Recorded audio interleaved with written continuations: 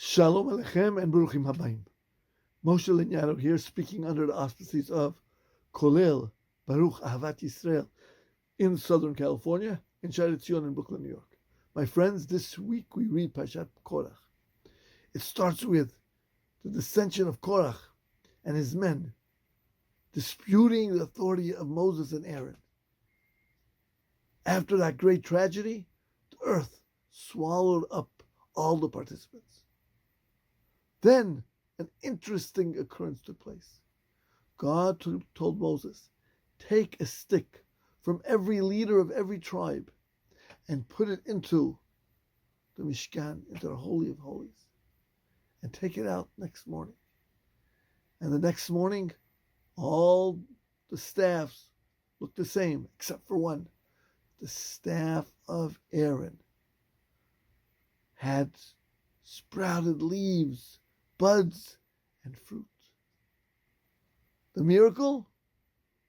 To tell Bnei Israel that it was Aaron who was fit to be the Kohen.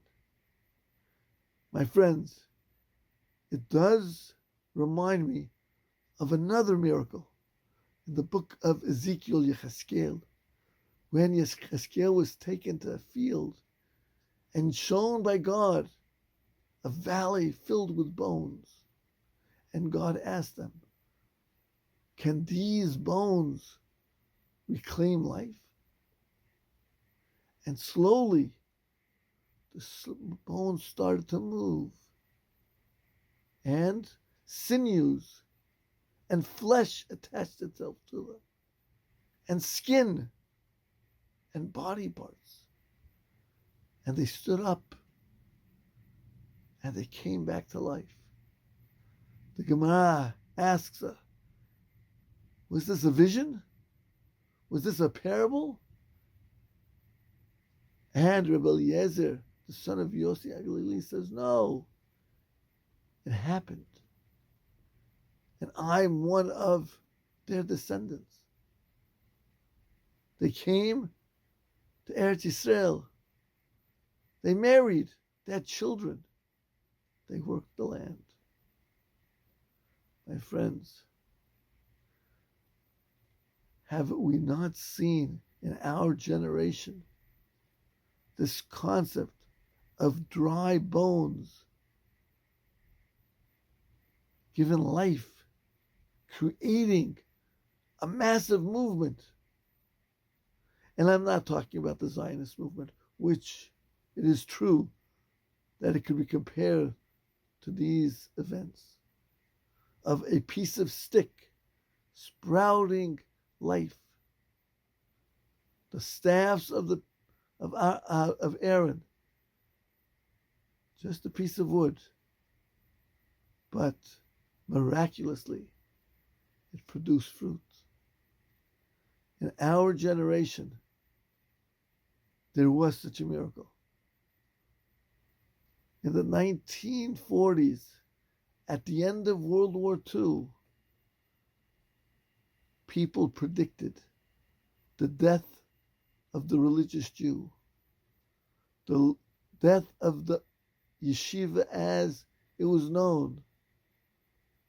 But those remnants of Talmidei Chachamim were broken men, nothing more than dry bones.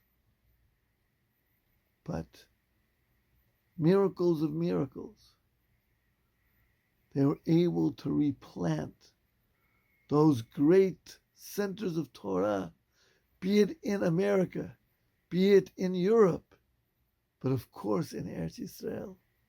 The dynasty of the Hasidim, the Ger dynasty, the Belz dynasty, the Yeshivot, Mir Yeshiva, the Chevron Yeshiva, which was the descendant of the Slobodka Yeshiva. Today, hundreds, thousands of students learn in these sacred halls, which were predicted to be gone.